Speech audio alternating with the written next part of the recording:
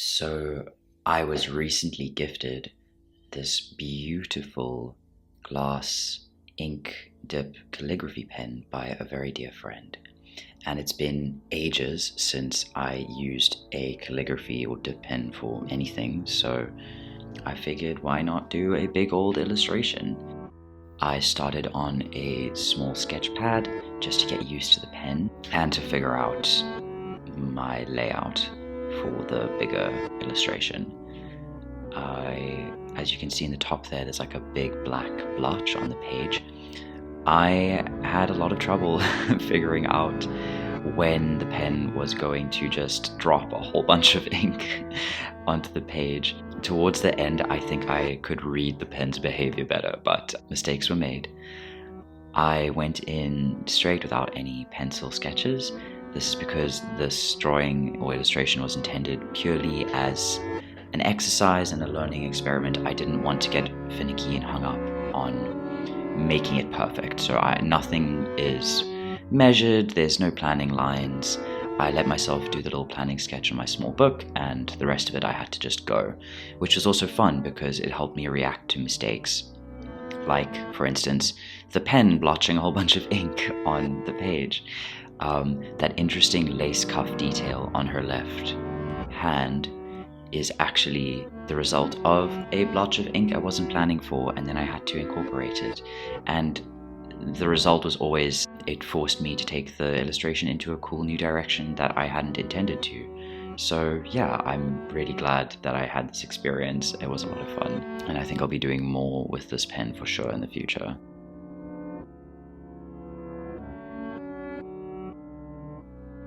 There you can see another one of those ink blotches.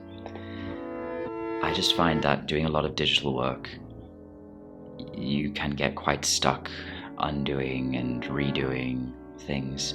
So I wanted to just make an artwork that was kind of permanent and, had its own life, I guess.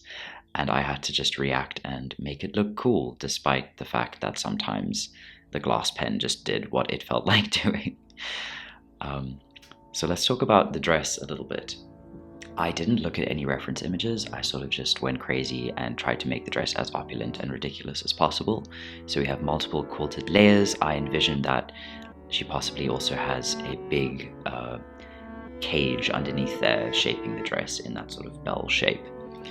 So I've been referring to this lady as the Lady Rose. I don't know anything much about her, other than the fact that she has gorgeous hair and really likes roses.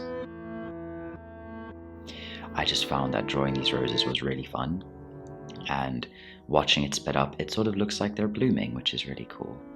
And apologies for the changes in camera quality and light.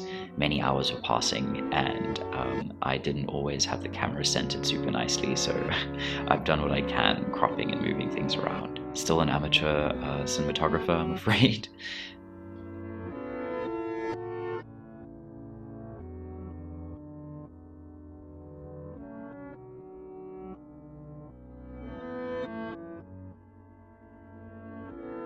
Yeah, I'll just let you quietly enjoy these blooming ink roses.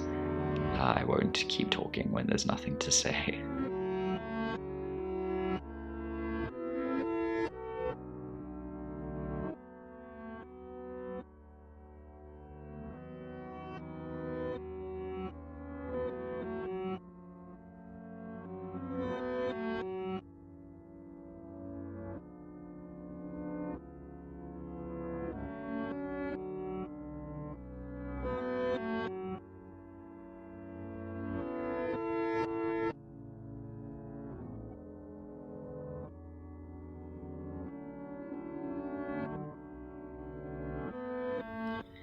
So I envisioned the details on her cups to be inlaid gemstones, but I suppose when I get around to coloring this image, I will decide what exactly those details are.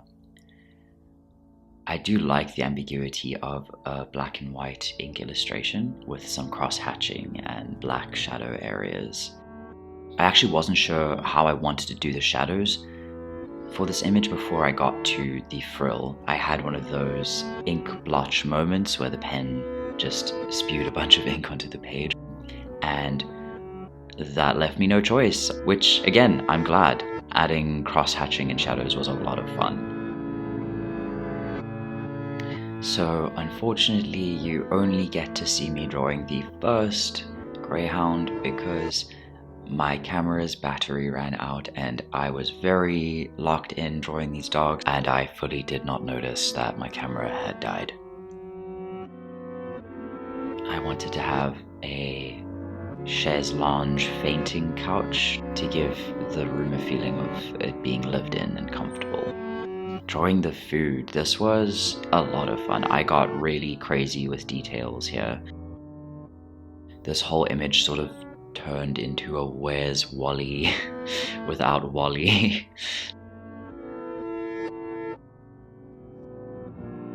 I also figured it might be nice to have the dog interacting with the table, dragging a little cooked fish off there. That way I had the different planes or layers of the image interacting with each other, and once I added the dog eating the fish, I was sort of like, well, why do I stop there? I wanted to just add a bunch of moving elements to the illustration so that it didn't end up just being this static, like, photograph. I wanted it to feel like there were things moving and happening.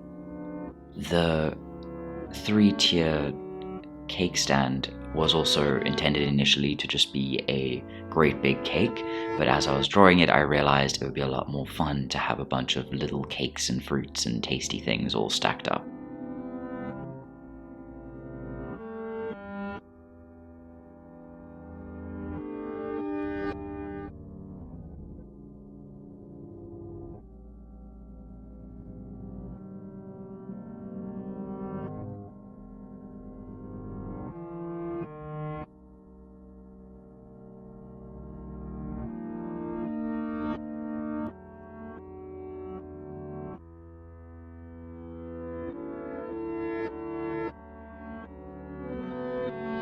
Added the bottle spilling wine over the side of the table to add another moving element to the illustration, and I opted to put labels on the bottles with drawings of grapes or olives to indicate what was inside the bottles instead of writing a label.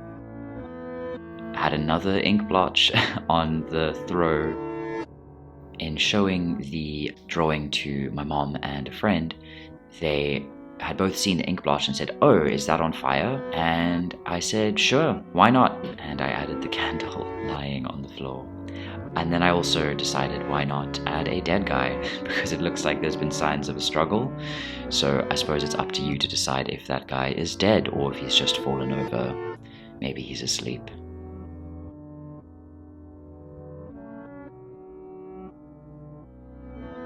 Three-tier cake in place of the other massive one that I was going to draw and then changed my mind on earlier. And there's the candle stand, -1 candle, and some more roses. I figured if she's the Lady Rose, then there should be a few more roses around her banquet hall.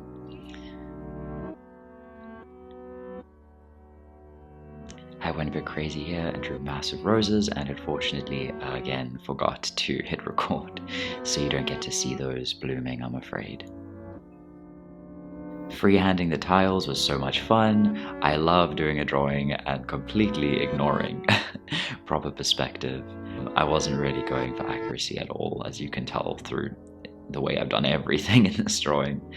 So for the background, I added a bit of water to some ink, and that resulted in a nice grey ink, which I feel helps push the background a bit further back. I added pillars and lead glass windows and big curtains, and I wanted a portrait of Our Lady Rose as well. Big old grandfather clock and some more roses to finish us out. That is the complete illustration for now. I am planning to color it in because I think it could be a lot of fun to color this image, though it would be quite a big time commitment, and I haven't really decided what medium would best work to color. Maybe ink or markers or possibly even pencil crayons. I'll do a few experiments and decide. Thank you so much for watching.